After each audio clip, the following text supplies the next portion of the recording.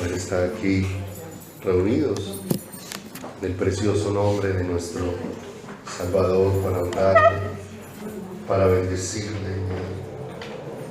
Él es el atractivo de la iglesia, es el Señor Jesucristo. No puede haber otro atractivo, no puede haber nada más que sobresalga, no puede nada más brillar dentro de la iglesia que solamente el Señor Jesús. A Él es el único que Dios escogió para que le honremos de todo nuestro corazón y de todas nuestras fuerzas. Y todo lo que Dios está haciendo en ese proceso de transformación de nuestras vidas es ir derribando nuestro corazón todo ese deseo que nosotros tenemos de hacer sobresalir al hombre. Y ahí estamos incluidos nosotros mismos, porque a veces no solamente queremos darle al hombre lo que le pertenece a Dios, sino que muchas veces nosotros mismos queremos tomarlo. Y todo depende de Dios. Y todo lo que Dios está haciendo en nuestras vidas, estábamos viendo una parte el miércoles de cómo Dios hace procesos en nosotros. Juan 15:8 dice: en esto es glorificado mi Padre, en que llevéis mucho fruto y seáis así mis discípulos. Y que cuando hablamos de fruto, no estamos hablando de lo que el hombre hace, sino que estamos hablando de lo que Dios hace en la vida del hombre, de lo que Dios planta en el corazón del hombre. No estamos hablando de algo que el hombre, de lo que el hombre pueda aferrarse para tener un reconocimiento. No estamos hablando de lo que Dios hace en nuestras vidas, y que Dios, todo lo que está haciendo es plantar en nosotros más de Él, porque lo que da gloria a Dios es todo lo que Él va plantando de Él mismo en nosotros. Todo lo que se le ofrece a Dios que no procede de Dios es fuego extraño. Todo lo que se trae, por eso no se trata de cuál es el camino que construye el hombre para llegar a Dios, sino cuál fue el camino que Dios dispuso, porque no hay otra forma. Por eso Jesús dijo que no hay otra forma de llegar al Padre, sino por ¿quién? Por el camino dispuesto por Dios. Jesús mismo dijo: yo soy el camino, soy la verdad y soy la vida, y apartados de mí nada podéis hacer. Así que Dios empezó en nosotros una buena obra. Dice Filipenses capítulo número 1, verso 6, estando persuadido de esto, que el que comenzó en nosotros la buena obra, él mismo la perfeccionará todos los días hasta la venida o hasta el día de Jesucristo. ¿Qué significa eso? Que Dios nos amó en la condición en que estábamos y nos alcanzó siendo pecadores cuando no teníamos la capacidad de ver. Pero una vez tomó nuestras vidas, Dios está haciendo un proceso, y un proceso para que nuestras vidas den el fruto de Dios dentro de nuestro caminar. En Jueces, en el capítulo 9, en el versículo número 9, cuando se le ofreció o estaban tratando de elegir qué árbol reinara sobre ellos, dice la palabra del Señor que cuando se le preguntó al olivo si quería reinar sobre los árboles, el olivo, entendiendo cuál era el propósito de Dios para con él, dijo: he de dejar yo mi aceite con el que se honra a Dios para venir a gobernar sobre los árboles. Para que ese olivo pudiera ofrecer ese aceite, todo tenía que sufrir un proceso. El fruto que daba el olivo tenía que producir o sufrir un proceso de transformación para convertirse en el aceite que honra y en el aceite que glorifica a Dios. Así que todo el fruto que Dios está buscando de nuestras vidas es la semejanza ¿de quién? Del Señor. Y todo el proceso que Dios está haciendo es librarnos de nosotros mismos, de nuestro corazón. Él ha dicho: engañoso y perverso más que todas las cosas es el corazón del ser humano. Y Dios empieza a librarnos de nosotros mismos en ese proceso para irnos revistiendo de Él, porque todo el fruto en nuestras vidas es la semejanza de Cristo. Y la semejanza de Cristo no se obtiene por los logros terrenales, se obtiene por cuánto de Dios se va instalando en ti y en tu corazón. Vaya entonces conmigo, por favor, a Gálatas, en el capítulo número 1, Gálatas, en el capítulo número 1. Cuando el apóstol Pablo en Filipenses 1:6 dijo, estando persuadido de esto, o sea, que eso ha empezado a venir como una convicción, como una seguridad, como una certeza al corazón, que aquel que empezó en nosotros la buena obra, que aquel que inició ese llamado, que aquel que me ha traído a sus brazos, que aquel que me ha invitado a una relación con él, ha empezado a hacer algo y lo seguirá haciendo todos los días hasta que su propósito esté completo dentro de cada uno de nosotros. Primera de Corintios, en el capítulo 1, perdón, abrí en Gálatas, es que Primera de Corintios aquí. Gálatas, en el capítulo número 1, versículo número 15, 1:15, dice, hablando el apóstol Pablo, pero cuando agradó ¿a quién? A Dios, que me apartó desde el vientre de mi madre y me llamó por su gracia, revelar a su Hijo en mí. Y me gusta mucho todo esto que el apóstol Pablo va encontrando en la medida que el Señor se va mostrando a su vida, porque él empieza a darse cuenta que la elección de Dios sobre su vida viene desde antes de que él naciese. ¿Qué había hecho Pablo para que Dios se fijara en él? Cuando él aborda esto, está diciendo que Dios se fijó en él porque Dios así lo decidió. Dios se fijó en ti y se fijó en mí porque así lo decidió. Y aquí el apóstol Pablo dice, desde que me apartó, ¿desde quién?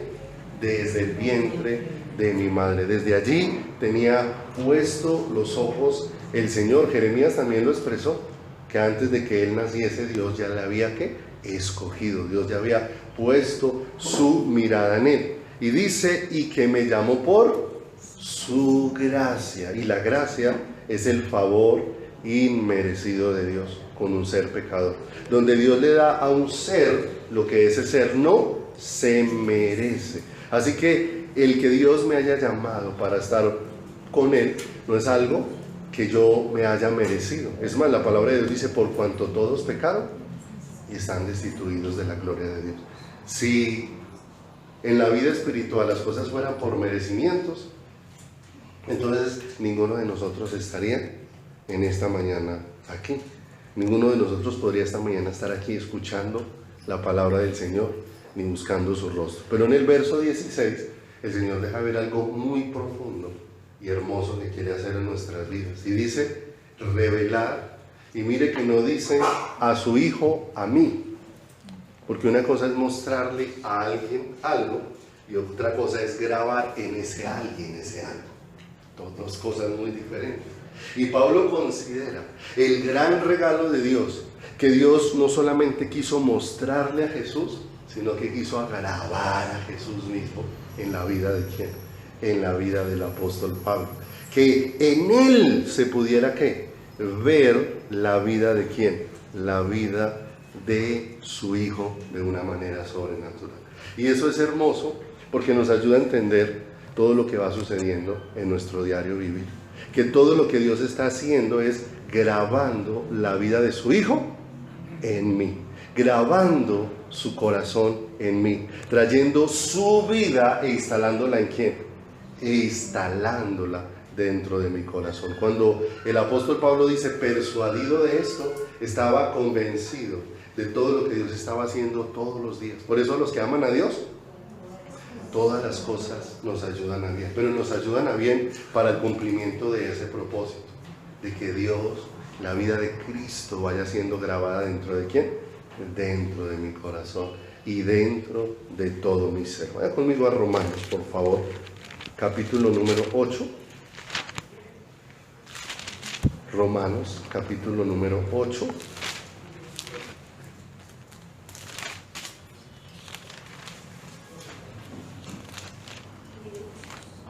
Romanos, en el capítulo número 8, versículo número 1 y 2. Romanos 8, 1 y 2. Dice aquí la palabra del Señor. Ahora pues, ninguna condenación hay para ¿quiénes? Sí, para los que están en Cristo Jesús, dentro del Señor. Los que no andan conforme a la carne, sino conforme ¿a qué? Conforme al Espíritu. Y aquí empezamos a darnos cuenta cómo el Señor, cuando nos empieza a llevar a Él, Él empieza a establecer en nosotros, a edificarnos, pero sobre la vida espiritual, que tiene que ver con la vida que honra a Dios. Dice el verso 2, porque la ley ¿de quién? Del Espíritu de vida en Cristo Jesús me ha librado de la ley, del pecado y de la muerte. Y aquí estamos hablando entonces de que esto no es lo que hace el ser humano en su capacidad, y de que esto no es lo que hace el ser humano en sus fuerzas, sino de lo que va haciendo el Espíritu de Dios en la vida de cada persona. Ya habíamos aprendido hace unos días, cuando estuvimos estudiando acerca del ser vestidos de Cristo, que no era una ropa que nosotros nos poníamos, sino que ser vestidos de Cristo era algo que solamente Dios puede hacer en nuestras vidas, y que en la medida que yo paso tiempo contemplando al Señor, en esa medida es donde mi corazón va siendo transformado. Somos transformados es contemplando al Señor, viendo al Señor. Allí es donde dice la palabra que somos transformados de gloria en gloria y de victoria en victoria. Y dice acá que toda esta ley del Espíritu, y es lo que el Espíritu de Dios va estableciendo ¿en quién? En nuestras vidas. Porque había una incapacidad de nosotros de hacer lo que Dios deseaba. Pero Dios por su Espíritu ha venido haciendo esa obra dentro de nuestros corazones. Vaya conmigo Juan, Evangelio de Juan, capítulo número 12.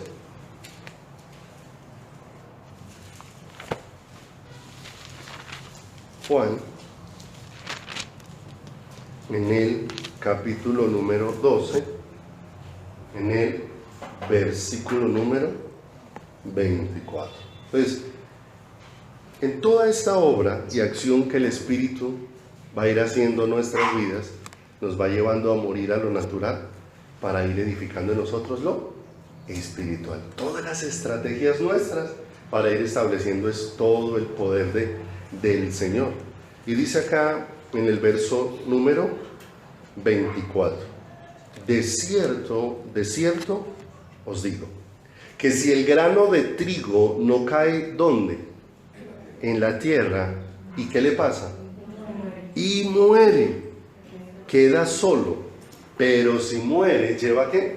Mucho fruto. Y aquí el Señor viene hablando primeramente de sí mismo, porque Él está hablando acerca de la obra que Él vino a hacer, y de que toda esa obra es necesaria para que pueda haber fruto de ¿quién? Fruto de Dios. Pero también utiliza un ejemplo natural, que es semejanza de lo que Él hizo, pero también semejanza de la obra que Dios va haciendo en nuestras vidas. Y nos deja ver cómo dentro de una semilla hay ¿qué?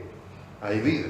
Pero para que esa semilla dé la vida que tiene, necesariamente se tiene que podrir todo ¿qué? Su cascarón. ¿Ustedes han visto una semilla de aguacate? Uno abre el aguacate que tiene una pepa así grande y dura, capaz de escalabrar a cualquiera si le pegas con eso, ¿cierto? Pero cuando esa semilla es sembrada en la tierra, toda esa dureza se tiene que desvanecer y hacerse nada, para que esa vida que está contenida dentro pueda salir y pueda dar fruto. En cierta manera esa semilla sufre una muerte y una resurrección, ¿cierto? Tuvo que morir para empezar a tener ¿qué? O para empezar a ofrecer vida. Y comparada con lo que Cristo hizo, es un ejemplo de cómo la semilla incorruptible de justicia, que es el Señor Jesucristo, vino y murió, pero resucitó. Entregó su vida, pero su resurrección trajo esperanza para que la vida de Dios pueda ser una realidad para cada uno de nosotros. Pero referente a nosotros, también la palabra habla de la necesidad que en nosotros tiene la muerte, para que la vida también florezca dentro de cada uno de nosotros. Porque dice el versículo número siguiente, mire que tiene mucha relación con nosotros. El que ama su vida, ¿qué? La perderá. Y el que aborrece su vida en este mundo, para vida eterna, ¿qué? Para vida eterna la guardará. Y aquí el Señor empieza a darse cuenta cómo nosotros nos afanamos mucho por cuidar nuestra propia vida, y entre más nos afanamos por lo nuestro, más nos alejamos de lo que Dios quiere, de lo que Dios desea. Entre más nuestro corazón va renunciando y va siendo llevado por Dios a morir a las cosas de este mundo. Es que nosotros vemos las situaciones de hoy, y allí situaciones que se hacen muy difíciles de entender, y que necesitamos poner toda nuestra atención en el Señor y buscar todas las respuestas que nuestro corazón necesita. Es en Dios, es en el Señor, para entender el señorío de Dios sobre todas las cosas. A veces, dentro del desconocimiento que el ser humano tiene por la lejanía de Dios, a veces el ser humano le tiene más miedo y respeto a Satanás que el temor y el respeto y la reverencia que le tiene al Señor. Porque viene y se presenta delante de Dios, y ese ser humano delante de Dios a veces es hasta un igualado, ¿cierto? En la forma como se expresa, no tiene conciencia de a quién se está acercando, cuando un ser humano debiera acercarse a Dios con temor y temblor reverente dentro de su corazón. Pero si se le apareciera el diablo, ante el diablo sí se pondría a temblar, y ahí sí su corazón se estremecería. Y a veces dentro de todo eso hace una evidente necesidad de que yo necesito conocer más a quién, más al Señor, más a Dios, porque Él es el Dios todopoderoso. Esta semana con muchas personas abordé un tema sobre, por ejemplo, lo que pasa en Venezuela, ¿cierto? Alguien me decía, bueno, ¿y cómo es posible que quiten a ese hombre de allá? ¿Cierto? No hay nadie quien lo baje, no hay nadie que se atreva a matarlo, no hay nadie que se atreva a quitarlo de allá, ¿cierto? Y con varios, hablé como con unas 7 personas diferentes del mismo tema, porque tenían inquietudes al respecto, y les explicaba lo siguiente: nosotros podemos terminar hablando como personas que no tienen conocimiento de Dios, teniendo la Biblia y considerándonos cristianos. Porque necesariamente la palabra de Dios, ¿qué dice? Que Dios es el que quita y pone reyes. O sea, realmente, ¿quién es el que ha permitido que este hombre esté allá? Dios. ¿Y hasta cuándo va a estar? Hasta que Él lo decide. Cuando yo empiezo a hablar de una manera diferente, a reconocer ese señorío de Dios sobre las cosas, entonces yo empiezo a hablar como dijo Job cuando empezó a encontrarse con Dios. Dijo, yo hablaba lo que no entendí, ¿cierto? Y hablábamos muchas cosas sin considerar y tener conocimiento de quién verdaderamente es Dios. Si uno va y mira, si usted va y mira que necesariamente en Venezuela se está cosechando lo que han sembrado, ¿sí o no? En Venezuela la mayoría de los venezolanos hicieron de un hombre su Dios, ¿cierto? Hicieron de Chávez su Dios, ¿cierto? Dispuestos a entregar y a morir y a honrar, y ahora están recibiendo el pago de su idolatría y el pago de colocar a un hombre en el lugar que le pertenece única y exclusivamente ¿a quién? A Dios. Simplemente que a nosotros como el sufrimiento humano nos da mucho pesar.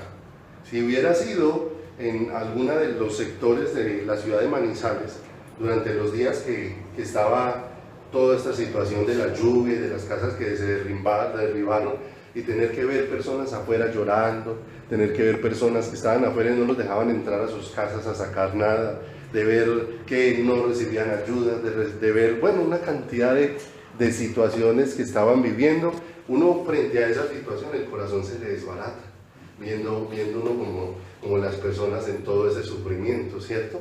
Y eso nos lleva a pensar dónde está Dios. Pero cuando el ser humano está pecando, haciendo maldades y ofendiendo a Dios, ahí sí nos sentimos la misma tristeza y ahí sí nos sentimos la misma congoja dentro de nuestro corazón.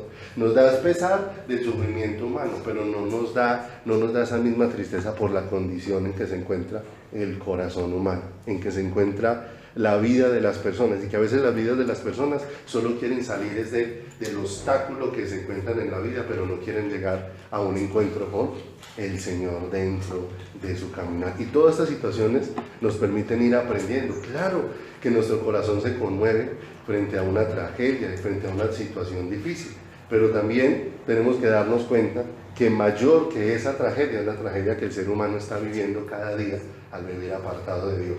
Porque ciertamente una persona puede perder su casa y sus bienes, pero lo más terrible que le puede pasar a una persona es que se pierda su alma y que vaya a una eternidad hacia el Señor, a una eternidad sin el Señor, apartado eternamente de esta presencia gloriosa. Y por eso se hace necesario que Dios vaya demoliendo muchas cosas dentro de nuestro corazón. Vaya conmigo a Eclesiastés capítulo número 2, versículo número 1.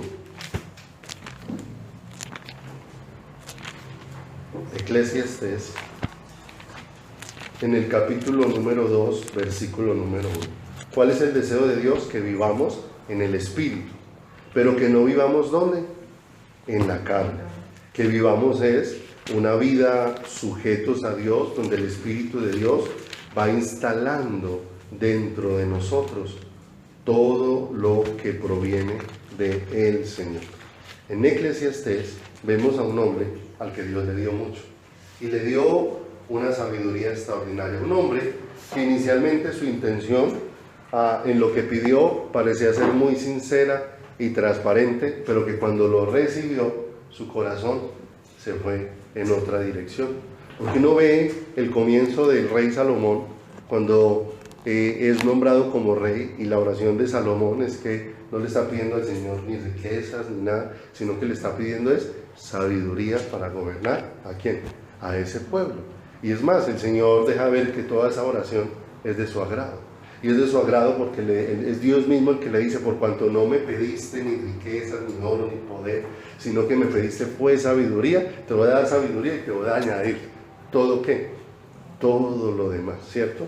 Uno viendo ese favor tan maravilloso del Señor con un ser humano, era para que ese ser humano hubiera caído postrado delante de ¿quién? Delante del Señor, maravillado como Dios siempre nos quiere dar mucho más de lo que nosotros podemos pedir o de lo que nosotros podemos entender. Y este hombre recibe una sabiduría impresionante, que algunas veces hemos escuchado que el que venía y hablaba con Salomón, su vida no se quedaba sin respuestas. Es más, habían preguntas que por difíciles que fueran, siempre las resolvían. Y el que escuchaba una respuesta de Salomón quedaba satisfecho con la respuesta. Uno puede preguntarle a alguien cosas y salir, pero no salió contento. Salió con muchos peros frente a la respuesta. Pero aun cuando la reina de Saba, dice la palabra del Señor, vino a él, dice que todas sus inquietudes fueron resueltas sin quedar una sola de ellas pendiente. Nada más, el hecho de uno ver que pudiera responderle a alguien tantas cosas sin dejarle dudas en su corazón, era una situación que cada vez que uno hablara era para caer rendido a los pies del Señor, de darse cuenta cómo toda esa sabiduría procedía era de ¿quién? De Dios, y que todo lo que Dios hace florecer en mí es para que cada vez yo esté más rendido a los pies de ¿quién? A los pies de el Señor. Pero dice aquí en Eclesiastés capítulo 2, verso 1. Y si quiere, vaya contando ahí en sus versículos, en la medida que vamos yendo, todas las veces que el escritor de Eclesiastés habla de mí, y donde él ha centrado toda su vida y ha hecho de todo su caminar lo que él desea. Dice en el 2.1, dije yo ¿dónde? En mi corazón. Ven ahora, te probaré con alegría y gozarás de bienes, mas he aquí, esto también era vanidad. A la risa dije enloqueces, y al placer, ¿de qué sirve esto? Verso 3, propuse ¿dónde? En mi corazón agasajar ¿qué? Mi carne, mi corazón, mi carne con vino, y que anduviese mi corazón en sabiduría con retención de la necedad, hasta ver cuál fuese el bien de los hijos de los hombres, en el cual se ocuparán debajo del cielo todos los días de su vida. ¿Para qué estaba viviendo? ¿Sí o no? ¿Qué él quería? Él tenía todo, había recibido mucho de Dios, pero él, ¿qué quería hacer con eso? ¿Qué quería hacer? Todo lo que estaba buscando era, o sea, todo lo que Dios me da, ¿cómo me va a complacer a mí? ¿Cierto? Y ese es un gran problema en el ser humano, porque a veces nosotros venimos a la iglesia a ver cómo Dios me complace, cómo Dios me da lo que yo quiero, cómo Dios me otorga lo que yo le pido. Y cuando no recibo nada de eso, entonces empiezo a desanimarme dentro de ¿quién?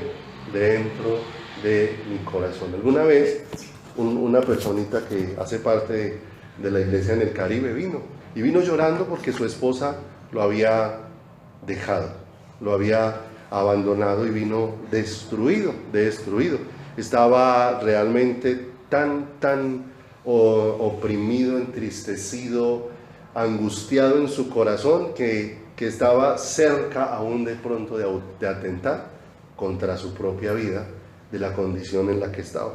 Y él vino buscando a Dios, pero en esa necesidad vino buscando a Dios esperando que su problema era que su esposa lo había abandonado, y vino buscando a Dios con la esperanza de que Dios le volviera ¿qué?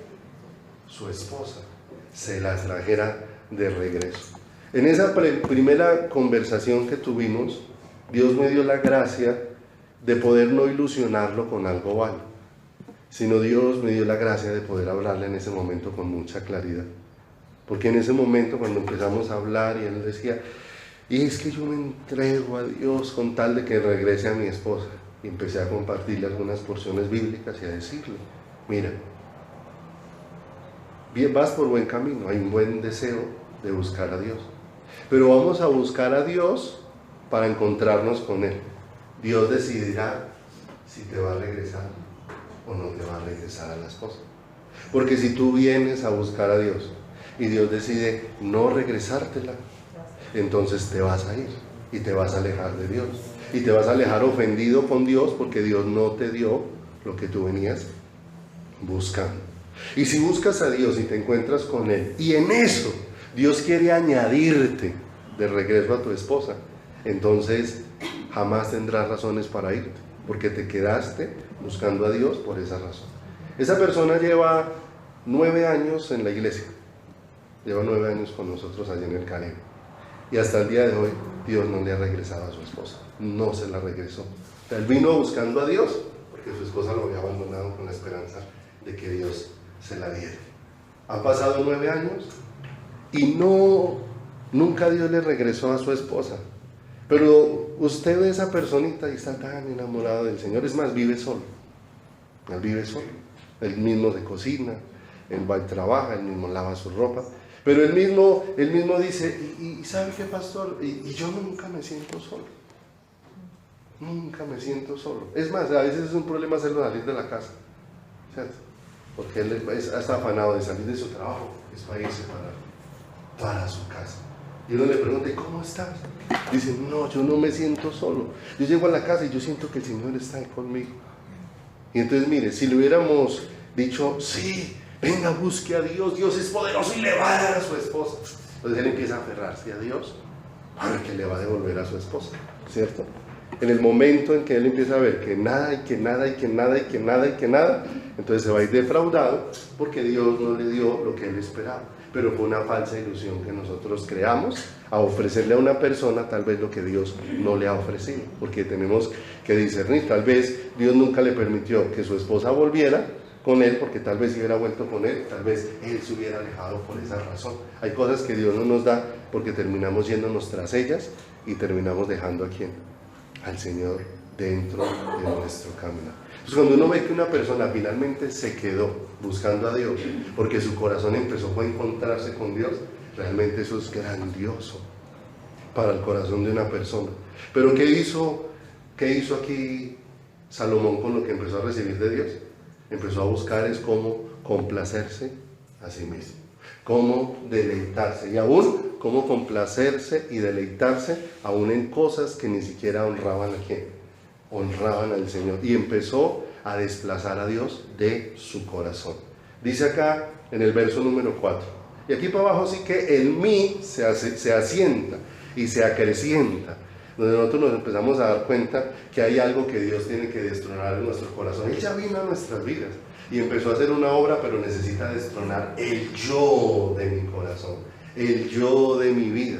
Necesita quebrantarlo, y eso, quebrantamiento del yo, es doloroso para nosotros, porque el Señor se propone derrumbar en nosotros lo que más amamos, lo que más amamos, y lo que más amamos nosotros es a nosotros mismos. Es más, y es un proceso que el Señor tiene que hacer, porque Dios dice que si alguno viene en pos de Él, ese que viene en pos de Él necesita amar a Dios más que lo que ama a su padre, a su madre, a su esposa, a sus hijos. Y también el Señor le dice, y necesita amar a Dios más de lo que se ama a sí mismo.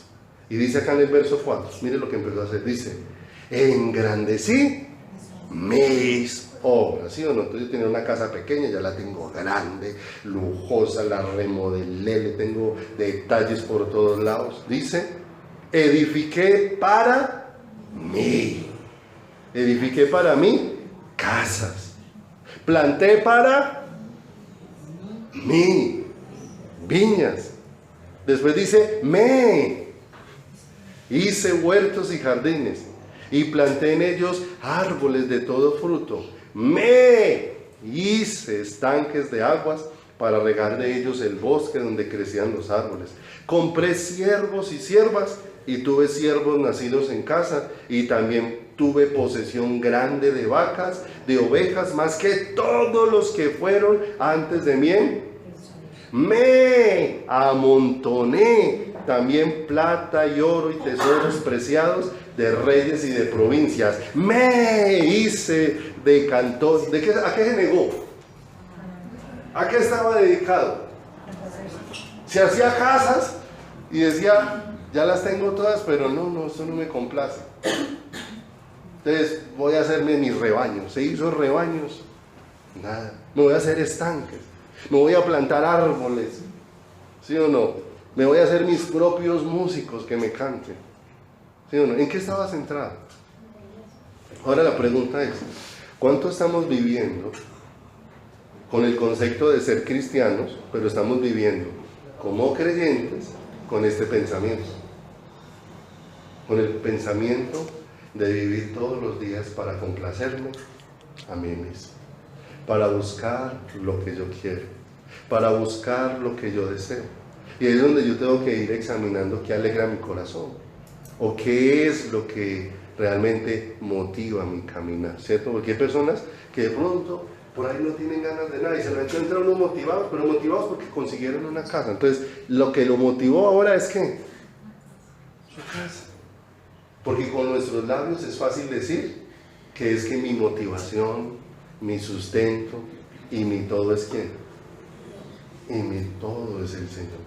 Eso es fácil decirlo con los labios, pero cuando eso es examinado en mi corazón, entonces a veces nos empezamos a dar cuenta que yo sí necesito ser tratado en eso, ser tratado en eso, ser tratado en eso. Mire un asunto tan ejemplo, un ejemplo tan importante como este. ¿De quién recibimos nosotros todo? ¿De quién recibes tú todo? ¿De quién lo recibes? Del Señor. ¿Reconoces que eso es así? Sí. ¿Reconoces que todo lo que tú recibes lo recibes del Señor? ¿Sí o no? Entonces yo te pregunto, para asentar esa realidad, ¿sí o no? ¿Cómo honras tú a Dios con tus diezmos y ofrendas? Entonces muchas veces uno dice, no, yo me lo robo, yo realmente doy, si me sobra doy, yo realmente, cuando hago cuentas, no doy ni el 1% de lo que yo me gano. Entonces la pregunta es, ¿para quién vives? ¿Sí o no? ¿Para quién vives? Porque es fácil decir, Dios es el que me da todo. Si tú reconoces de verdad que Dios es el que da todo, no tendrías ningún problema en ser generoso con Dios, que te da todas las cosas, porque finalmente tú le das a Dios es de lo que Dios te dio. ¿Sí o no? Uno nunca da de lo que Dios no le da. Dios le puso en sus manos, como dice la palabra, Él da semilla al que siembra y pan a qué. Por tomar un área, de nuestras vidas, ¿cierto? ¿Qué alegra nuestro corazón? ¿Qué es lo que motiva nuestras vidas? Y aquí él estaba buscando una gran cantidad de ¿qué? De cosas que motivaran ¿quién? Su corazón. Verso 8, me amontoné plata y ¿qué? Y oro, y tesoros preciados de reyes y de provincias. Me hice de cantoras y de cantores y cantoras, de los deleites de los hijos de los hombres y de toda clase de instrumentos de música. Verso 9, lo que le gusta al corazón humano, ser reconocido. Y fui engrandecido y aumentado más que todos los que fueron antes de mí en Jerusalén, y a más de esto conservé conmigo mi sabiduría. ¿Esa era mi sabiduría? No, era la sabiduría. ¿Qué había hecho él con lo de Dios? Verso número 10, mire.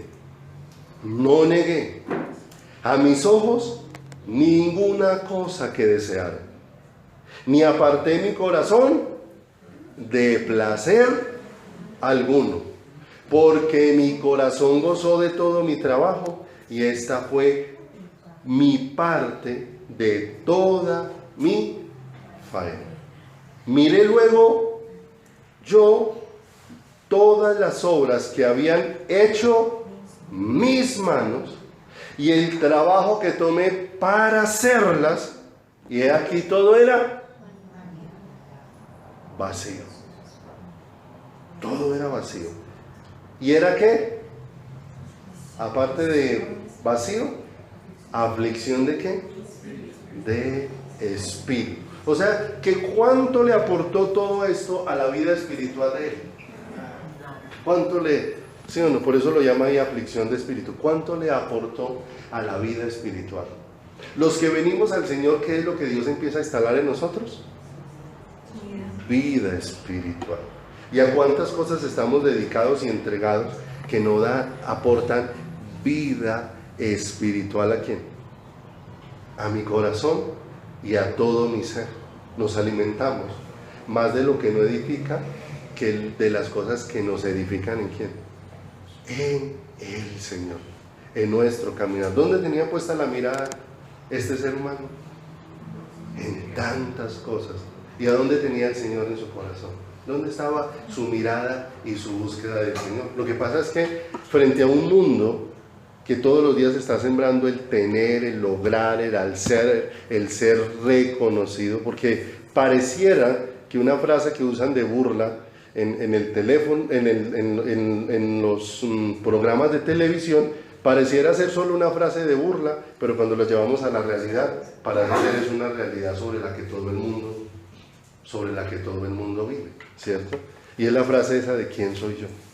Usted no sabe quién soy yo, y es una frase de burla, pero en cierta manera todo el mundo está buscando es quién es, para que los demás le tengan respeto, para que los demás lo admiren, para que los demás lo reconozcan, ¿cierto? Porque casi siempre se le está preguntando al otro, es más, aún dentro de la vida cristiana se le pregunta al otro es qué hace, no quién es. O sea, ¿usted qué hace? ¿Usted qué ha logrado? ¿Usted qué ha alcanzado? Y entonces nos impulsamos ¿a qué? A ese asunto de irnos en una dirección donde dejamos de buscar a Dios, porque estamos buscando son los deleites de ¿quién? Los deleites. Por eso el mundo no puede ser un referente ¿para quién? Para nosotros. No puede ser un referente. El mundo a quienes reconoce, a los que sobresalen. Yo le pregunto, mire, y así a veces es el concepto de la iglesia, ¿sí o no? Hay personajes del mundo que supuestamente se han convertido al Señor, ¿cierto? Supuestamente se han convertido al Señor. Si usted trae una persona de esas, nada más por ser de renombre en el mundo, y la pone a predicar en un púlpito, ¿sí o no? La iglesia termina diciéndole amén a todo lo que se diga, así lo que diga no sea bíblico, simplemente porque la gente no reconoce si esa persona es alguien que se está rindiendo a Dios, sino que lo que esa persona, lo que está mirando la gente es qué lugar de importancia que, qué lugar de importancia que. qué lugar de importancia tiene. Yo le pregunto, ¿será que el culto es más espectacular si nos acompañara el alcalde? Si un día el gobernador viniera acá a participar de esta reunión con nosotros, el culto entonces es espectacular porque vino el gobernador. ¿Sí o no? Pero ¿cómo nos sentiríamos nosotros? Ahí nos empieza eso a desnudar el corazón. ¿Cómo nos sentiríamos nosotros? Saliendo a todo el mundo a decirle, no lo que predicaron el domingo, sino me imagino el lunes. ¿Sí sabe quién fue a la iglesia ayer? ¿Sí sabe quién fue? ¿Quién fue? El gobernador. Eso de ser que el pastor está muy ungido, porque si el gobernador dijo que el pastor es muy ungido. ¿Sí o no? Y salimos al otro día a hablar de quién estuvo presente, cuando del único tema del que nosotros tenemos que salir a hablar de la iglesia es del Señor Jesús. Bueno, todos los cultos son extraordinarios porque Él esté presente. Porque Él esté presente. Y si un día viene el gobernador, que venga a postrarse delante del Señor, a rendirse, viene a ser como uno de nosotros, igual de necesitados aquí al Señor. Pero los seres humanos nos gusta mucho todo esto. Como dice aquí el verso 9 de Eclesiastés, y fui engrandecido. Nos gusta ese tipo de cosas, nos gustan ese tipo de asuntos que Dios tiene que ir derribando. ¿Dónde? En nuestro corazón.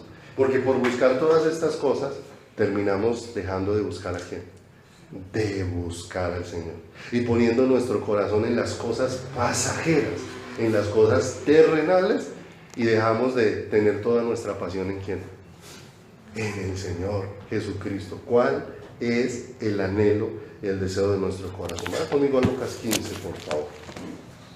Lucas, capítulo número 15.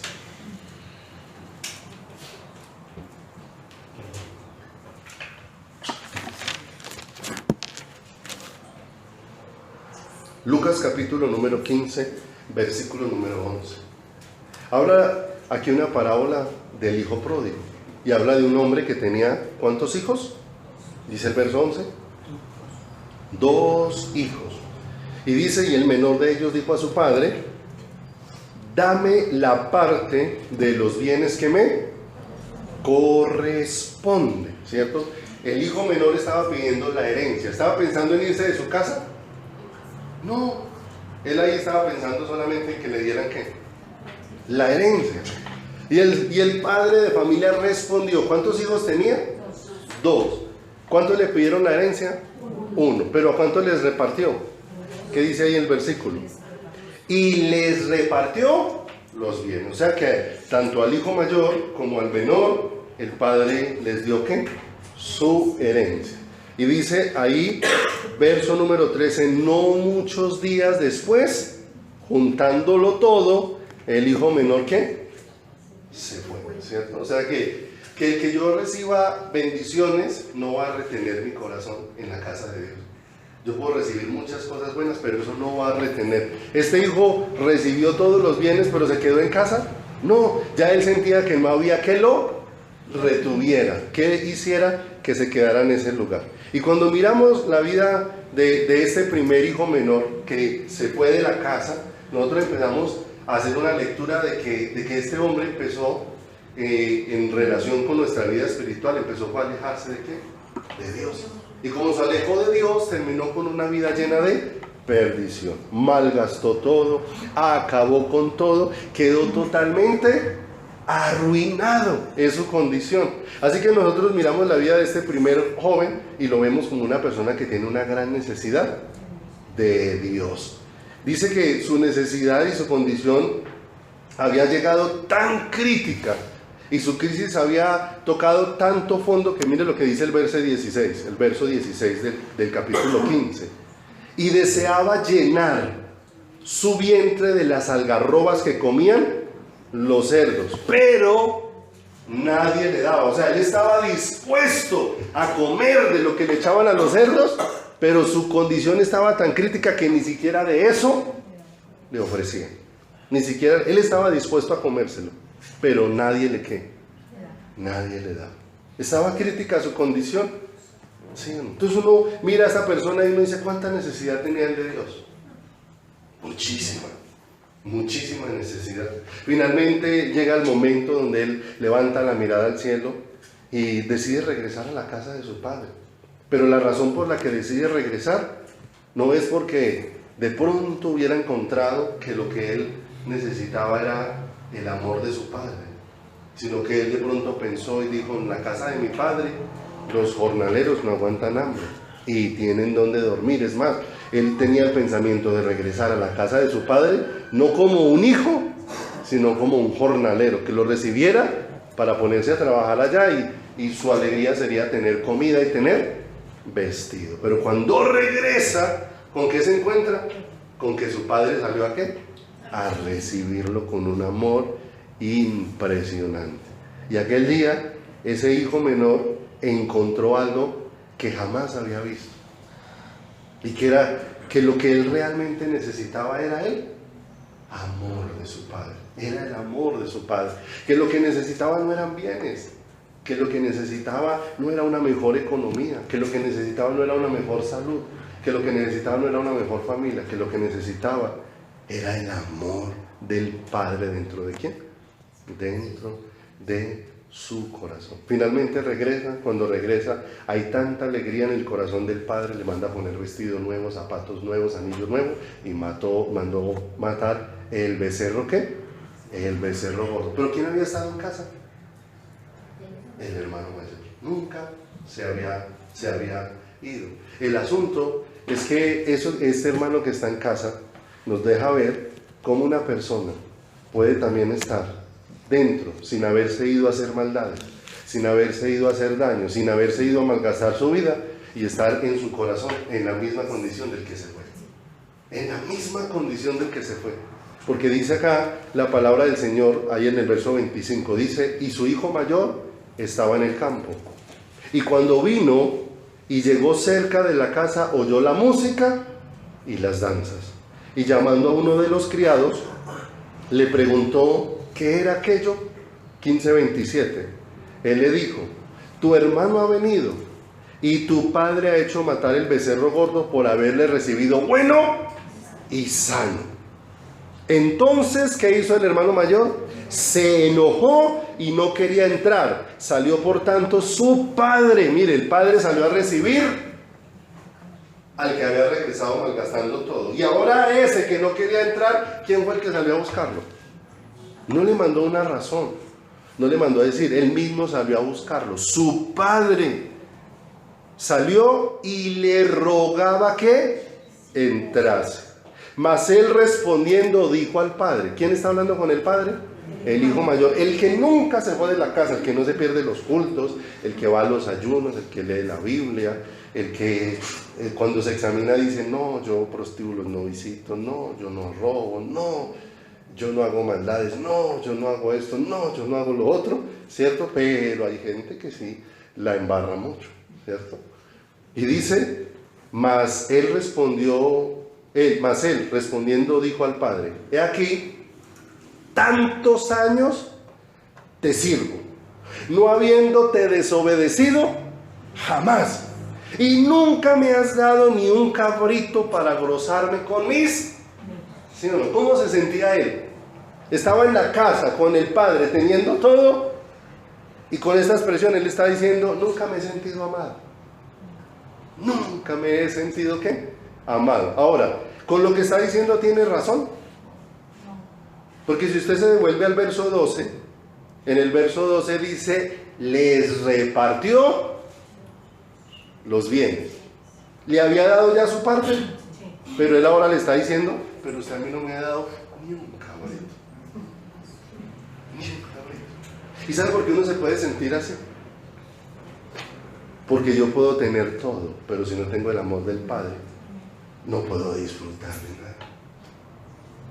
Él tenía de todo, pero como no se sentía amado, no disfrutaba de nada, de tanto tiempo, ¿cierto? Y a veces hay gente que piensa en la iglesia y dice, no, y yo dedicado a orar, a buscar, a entregarme al Señor, y no, desanimados, entristecidos en su corazón. Al primer obstáculo quieren botar la toalla en medio de la prueba, están enfermos en su corazón.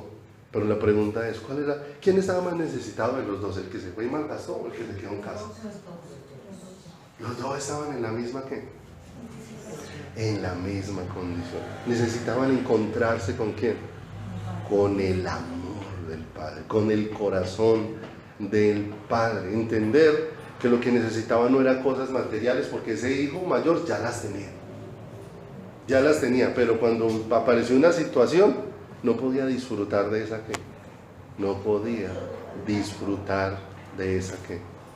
situación.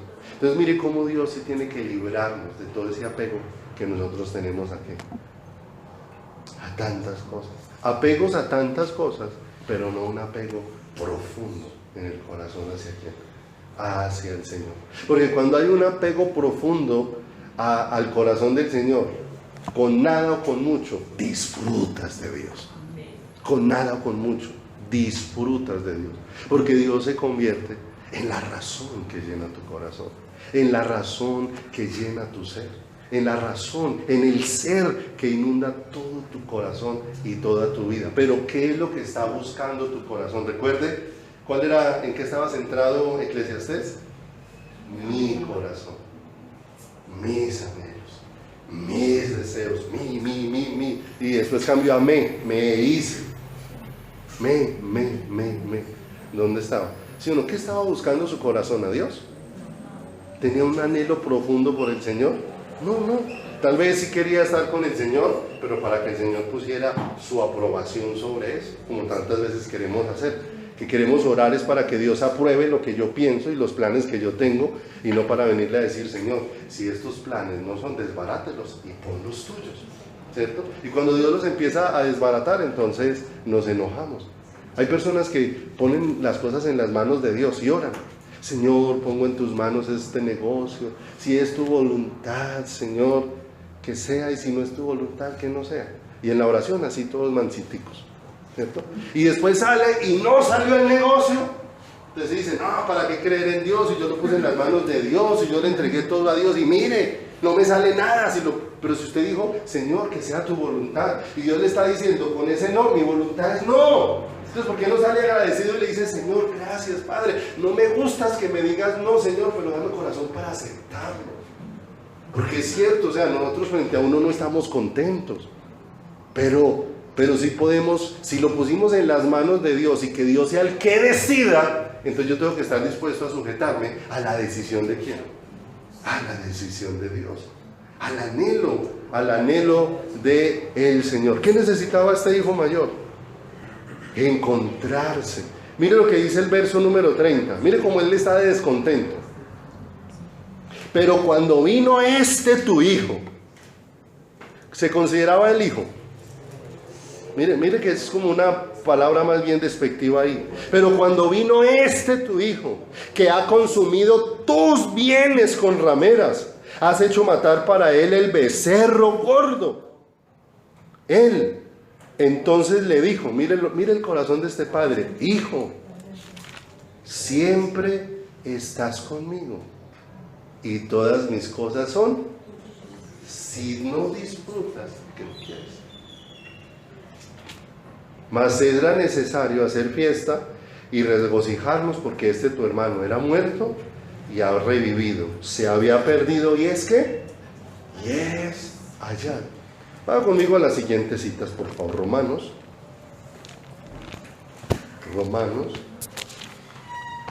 capítulo número 7.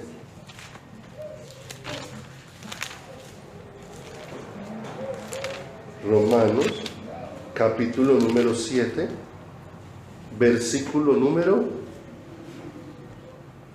22.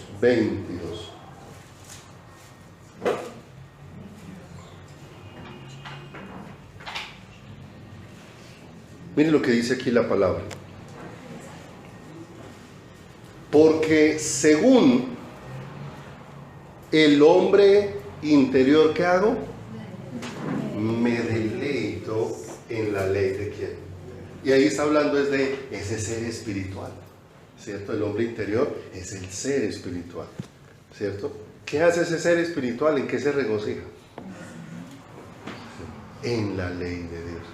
Se regocija en meditar en el consejo de Dios. Se regocija en que Dios le hable a su corazón, ¿cierto? Ahora cantábamos la última canción diciéndole al Señor, hazme oír que tú háblame, papá, ¿cierto? Pero quería el hijo mayor escuchar al papá. El papá le estaba diciendo, ven, entra con nosotros acá. Y el abuela, no. Sino quería escuchar el deseo del corazón de su padre. No, quería escuchar otras cosas. Pero mire lo que hace la vida espiritual. Me lleva a regocijarme ¿en qué? En la palabra del Señor. Efesios 3:16.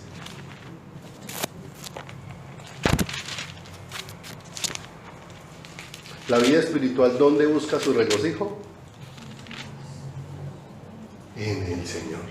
En el Señor. 3:16 de Efesios dice: para que os dé, conforme a las riquezas de su gloria, el ser fortalecidos con poder, ¿dónde? En el hombre interior, por su Espíritu. Entonces mire hacia dónde va llevando el Señor el deseo de la vida espiritual para nosotros. El hombre espiritual se deleita ¿en quién? En la palabra del Señor. El hombre en su espíritu es fortalecido con poder por el Espíritu ¿de quién? Por el Espíritu del Señor. O sea que el que me sostiene espiritualmente es ¿quién? Yo no tengo capacidad. Solamente el Señor es el que tiene la capacidad ¿de quién? De sostener mi vida. Vayan conmigo a 2 de Corintios 4. 2 de Corintios, capítulo número 4, versículo número 16.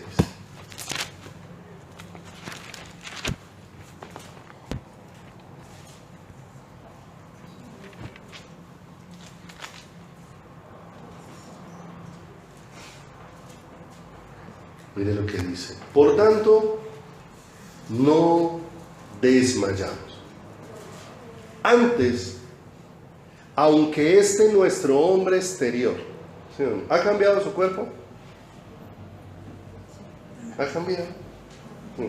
¿Usted no se ha dado cuenta que uno entre más adulto se va volviendo,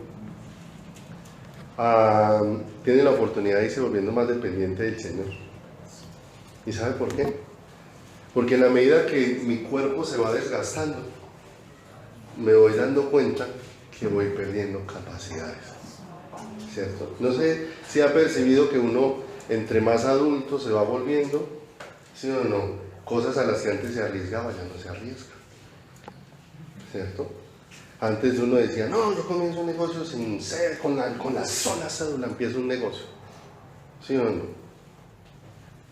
Y ahora si yo tenga la plata en el bolsillo, dice, no, ¿qué hago? ¿Y hacia dónde me dirijo? ¿Cierto? Entonces uno se va dando cuenta que nos va pasando a todos, a todos. Eso significa que en la medida que yo voy siendo desgastado en eso, me voy volviendo más dependiente ¿de quién? Más dependiente. Cuando uno era joven, uno por tal calle, no, yo por ahí paso y pasaba. ¿Sí o no? Ya ahora se va volviendo más adulto y uno dice, no, yo prefiero dar la vuelta a la manzana. ¿Sí o no? Entonces uno se da cuenta que aunque el hombre interior se va ¿qué? El hombre exterior se va ¿qué? Desgastando. Dice acá, el interior, no obstante, se renueva ¿de qué? De día en día, ¿cierto? No es lo mismo hablar de la palabra del Señor con un joven que hablar de la palabra del Señor con una persona que lleva un buen trayecto con el Señor. ¿Por qué razón? Porque ese joven sabe de la palabra del Señor, pero muchas veces su corazón no ha sido molido por ella. Entonces él quiere hacer todo lo que dice la palabra del Señor, pero en sus fuerzas.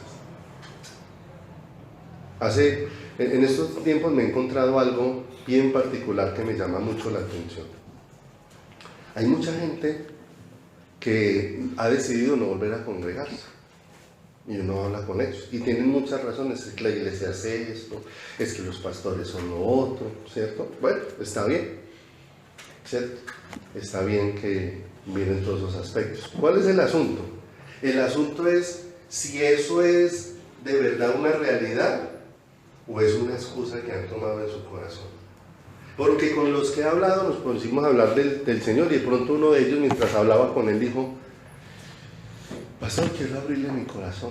Y ese me había dicho muchas cosas de por qué no se congregaba y que no sé qué. Bueno, yo no le expliqué mayor cosa. Le dije: bueno, no, eso es un asunto que tienes que arreglarlo con el Señor. Y estábamos hablando en ese tema cuando Dios lo movió a que me abriera su corazón. Y dijo: pastor, la verdad es que yo no vuelvo a la iglesia porque me conseguí una moza y no sé cómo quitármela, ¿no? ¿Cierto? Y entonces ya empecé a entender que muchas veces estamos utilizando muchas cosas equivocadas que vimos en la iglesia, fue como una excusa para no darme cuenta que es que yo estoy en una condición donde me estoy muriendo porque no me he encontrado con el Señor. Y con cada personita que uno va hablando que está en esa condición, cuando van abriendo su corazón se encuentra uno que están fundidos en un mar de pecado ahí, agobiados en su corazón. Entonces han hecho de su excusa los defectos de la iglesia. Pero la pregunta es: ¿por qué quieren mirar a la iglesia y no quieren mirar al Señor? De seguro que los que nos llamamos iglesia somos defectuosos, pero el que es la cabeza de la iglesia es perfecto, ¿cierto? Si tú vienes a mirar quién es perfecto para tener argumentos para quedarte, pues tal vez ninguno de nosotros sería argumento para que tú te quedaras. Pero si tú vienes a mirar al Señor, el Señor siempre será un argumento en el que jamás encontrarás razón alguna para volverte atrás o para dejarte de las manos del Señor. Entonces, ¿cuántas excusas podemos levantar nosotros en nuestro interior para no correr a los brazos de quién? Del Señor. Y ponemos esas cosas como pantalla de algo que pasa dentro de quién, dentro de nuestro corazón, ¿cierto? Mire cómo un corazón herido que no ha buscado al Señor puede terminar endureciéndose con una cosa tan sencilla como esta. Les voy a colocar un ejemplo sencillo. Una persona X, digamos, el año pasado cumplía años en febrero 20, pero el día que cumplió años nadie se acordó de ella, nadie la llamó, no recibió un solo mensaje, ¿sí? Y ya el otro día se levanta y dice: a mí no me gustan los cumpleaños, a mí no me gusta que nadie me llame en los cumpleaños, a mí no me gusta que me den regalos, más, a mí no me gusta que me feliciten en los cumpleaños. ¿Por qué se levantó con ese pensamiento? Que está tan dolida de que nadie la llamó, ¿sí o no? Al año siguiente, cuando va a cumplir años, como no ha solucionado ese asunto en su corazón, ¿cierto? Ella quiere que nadie se dé cuenta que está cumpliendo años porque no quiere que nadie la llame, porque todavía sigue con su ofensa guardada ¿en dónde? En su interior, ¿sí o no? Y le pregunto: ¿será que no le gusta que la feliciten? El asunto no es ese. El asunto es que ahora tiene una excusa, como tantas veces la levantamos nosotros. Nos pegamos de una excusa para no solucionar una situación dentro de nuestro corazón y dentro de nuestra vida. Entonces conmigo a Segunda de Reyes, por favor, capítulo número 5. Ya casi terminamos. Segunda de Reyes, capítulo número 5.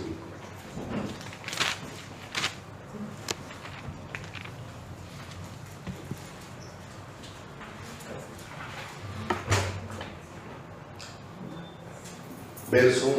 La Biblia habla de un hombre llamado Naamán, un general del ejército de él.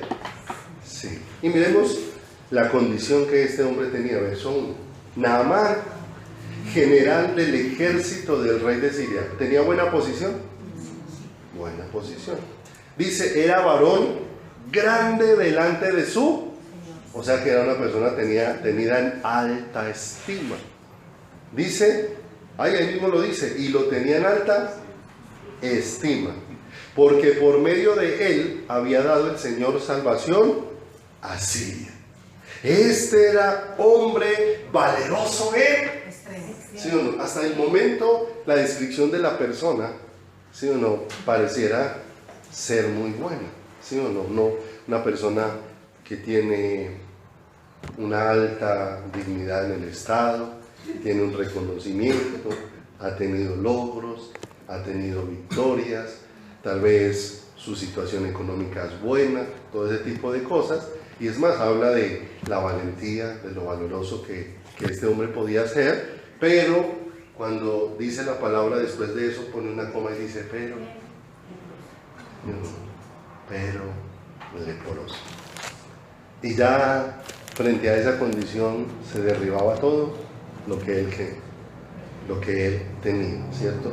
Le quitaba lo leproso el tener alta estima, le quitaba lo leproso los logros que había alcanzado, le quitaba lo leproso el ser un general, le quitaba lo leproso ser valeroso.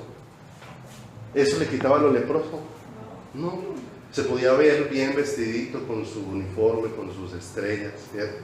Todos pasaban y le podían hacer venia con su saludo, pero detrás de ese uniforme había una vida que se estaba descomponiendo y se estaba destruyendo, se estaba haciendo hijos y necesitaba con urgencia sanidad dentro de su corazón. Y la lepra en la Biblia es una figura de lo que es el pecado en el ser humano. Y fíjese, el pecado del ser humano no se soluciona con los logros, no se soluciona con absolutamente nada, excepto con un milagro de Dios en el corazón del ser humano. Pero para que este hombre recibiera un milagro, este hombre necesitaba ser tratado en un aspecto en el que sobresalió ahora la lectura de Salomón, en su ego, en su orgullo. Porque dice acá que le dan la noticia de que hay quien pueda sanarlo, pero el pensamiento de él, dice el verso 5, pase ya al verso 5, dice, y le dijo el rey de Siria. Ya le habían dicho que había un varón de Dios que podía orar por él para ser sano.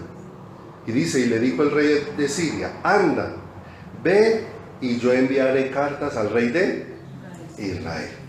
Y dice, salió pues él. ¿Quién es este? Naamán. Llevando consigo 10,000 talentos de plata y 6,000 piezas de oro y 10 mudas de... ¿Sí o no? Él salió con este pensamiento. Yo puedo comprar lo que necesito. Y lo que hizo fue provisión para pagar el favor que iba a recibir. Como tantas veces nosotros podemos considerar. Había un hombre llamado Simón que empezó, o cuando los discípulos llegaron a cierta región, dice que este era conocido como Simón el Mago, y dice que él engañaba a las personas y les hacía tener gran ganancia, hasta que vino Pedro, les predicó a las personas, y cuando les predicó a las personas y recibieron del Señor, ya las personas dejaron de botarle corriente al Simón, que los engañaba. Y es más, los engañaba, y dice la palabra de Dios que él mismo decía, este es el gran poder de Dios. Pero ahí no estaba Dios presente. Y dice que cuando él vio que las personas habían recibido el Espíritu Santo, se fue y le dijo a Pedro, Pedro, ¿cuánto vale que me dé eso a mí también? ¿Cuánto vale? ¿Sí o no? El mismo pensamiento con el que iba armado, ¿quién? Naamán. Naamán tenía una necesidad, pero él decía, pero ¿cuánto vale? ¿Sí o no? ¿Cuánto vale? Es que yo tengo. ¿Sí o no? ¿De qué le servía lo que tenía? De nada, ¿cierto? Pero el Señor necesita tratar con el alma. Nosotros necesitamos entender que hay figuras en la Biblia, pero esas figuras que hay en la Biblia muchas veces son tratos de Dios para que en muchos casos no terminemos haciendo lo mismo, a no ser que Dios te haya indicado hacerlo y tenga un propósito con eso. ¿Por qué razón? Porque aquí se le da una orden. Primero, él llega a la casa del varón de Dios y él espera que, como él es una persona importante, el varón de Dios apenas se dé cuenta que llegó el general de Siria con cartas del rey de Siria, con permisos especiales. Él esperaba que apenas tocara la puerta de Eliseo saliera corriendo a atender inminente o el prominente hombre que llegó. Y se ofendió mucho porque cuando llegó a tocar a la casa de Eliseo no salió a recibir, sino que Eliseo le mandó una razón. Le dijo, bueno, como usted necesita ser sano, váyase a tal río 7 veces. Y se enfureció. O sea, ¿cómo es que a mí no me atiende? ¿Sí o no? ¿Cómo se siente a veces? ¿Sí o no? ¿Cuántas veces se ha agarrado en la puerta de la EPS con el portero? ¿Sí o no? Quiso humillar al portero y hacerlo sentir mal. ¿Sí o no? Porque es que, ¿cómo me va a impedir a mí? ¿Sí o no? ¿Cierto? No sabe quién soy yo. ¿Cierto? ¿Alguna vez a don Eduardo le pasó algo en el almacén? Antes había una quesera que ellos tenían allá por el cementerio, hace muchos años. Y un día llegó un señor bajito, barbado, con otro alto, a que le vendieran algo. Pero no recuerdo bien si fue que no le vendieron lo que él quería o no le dieron lo que él quería. En todo caso, él se rebotó ahí. Se enojó, peleó ahí y se fue bravo que no volvía a esa quesera. Resulta que ese hombre era un pastor, pero los que estaban ahí no se dieron cuenta que él era un pastor. Simplemente cuando salieron, el otro hombre que iba con él le dijo, y usted todo rebotado allá, ¿qué tal que un día esas personas vayan a la iglesia y ustedes lo vean allá predicando y con ese comportamiento? Él le dijo, que él después nos contó. Lo que no sabía es que al siguiente domingo el Señor los empezó a llevar a ellos a la iglesia porque nunca habían vuelto a congregarse y volvieron a ir a la iglesia. Cuando llegaron a la iglesia, el que estaba predicando era el barbadito que estaba ya rebotado. Ese día peleando con ellos y eso confrontó también el corazón de él, pues recordó las palabras de su amigo que le dijo, ¿y qué tal usted con ese comportamiento? Y que ellos a cualquier momento le aparezcan en la iglesia, ¿cierto?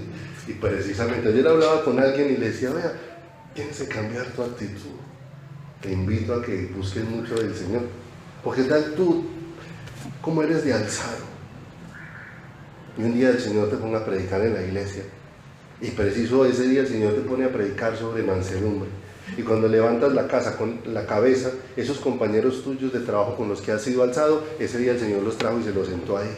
¡Ay! ¿Cómo cuesta poner esa palabra cuando hay un espejo ahí recordándole quién soy? Y que necesariamente Dios no está esperando que simplemente diga letra, sino que esto se haga vida en quién, en mi corazón y en mi ser, porque nosotros demandamos mucho de los demás, ¿cierto? ¿Usted qué espera ahí sentado? ¿Sí o no? De seguro, las personas que están sentadas esperan que el pastor sea consagrado, que el pastor sea humilde, que el pastor tenga mansedumbre, que el pastor sea respetuoso, ¿sí o no? La pregunta es, ¿sí o no? ¿Es que eso es lo que espera solamente Dios del pastor? ¿Eso es lo que está esperando Dios del pastor nomás? No es lo que está esperando de todos nosotros, es que no ve al pastor como diferente. La iglesia lo ve como diferente, pero es que Dios nos ve a todos iguales y Dios está esperando de todos lo mismo. Por eso Dios está haciendo un trato en nuestro corazón y en nuestra vida. Y entonces Dios no permite que salga Eliseo para tratar con el corazón de quién.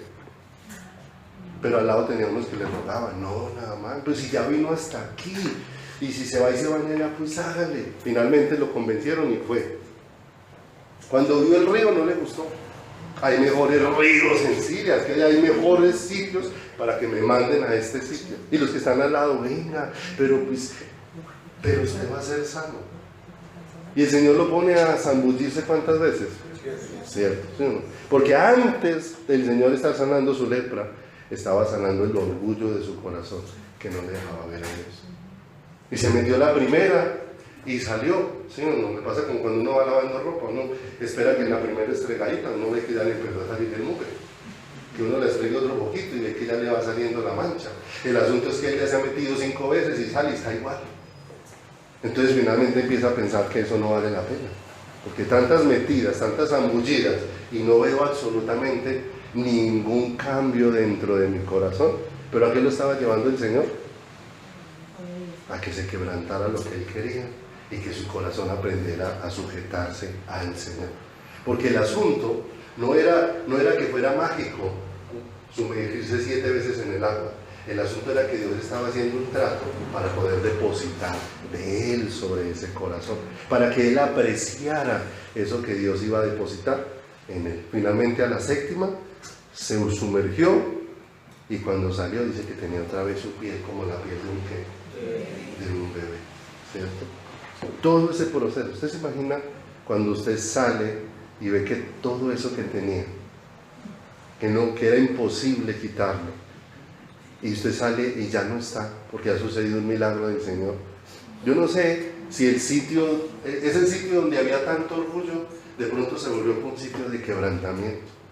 Hay una hermana al que nunca se le habían visto salir lágrimas por los ojos, al que nunca se le había visto levantar las manos al cielo, al que nunca se le había visto derretirse del corazón.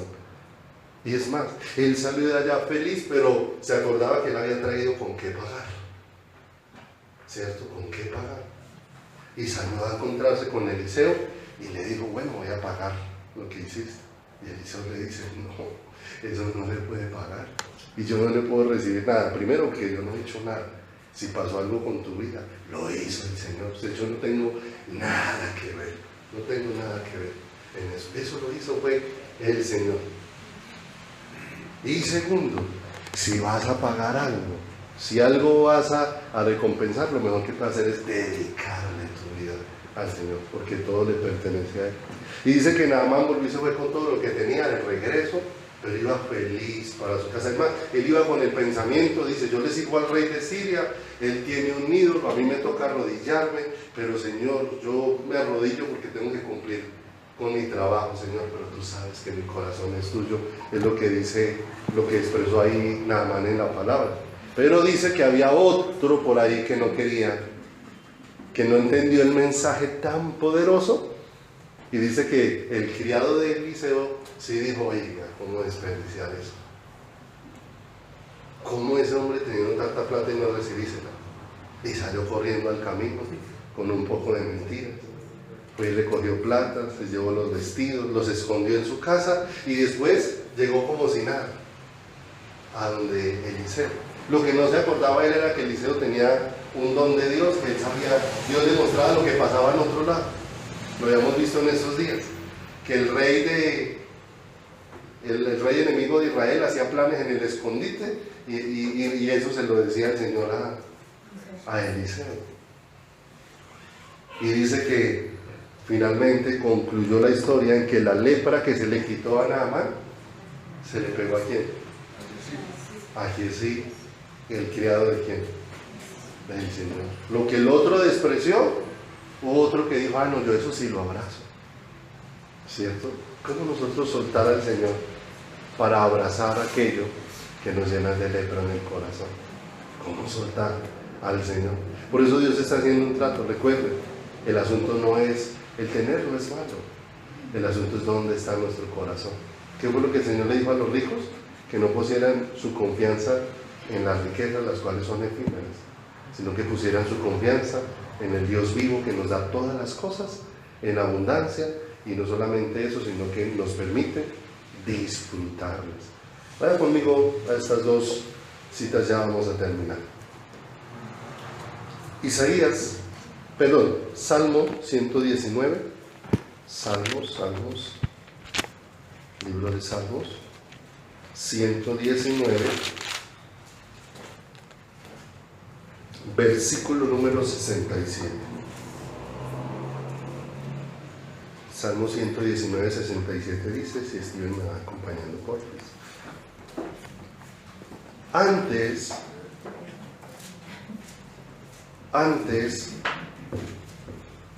que fuera yo, ¿qué? ¿Cómo andaba?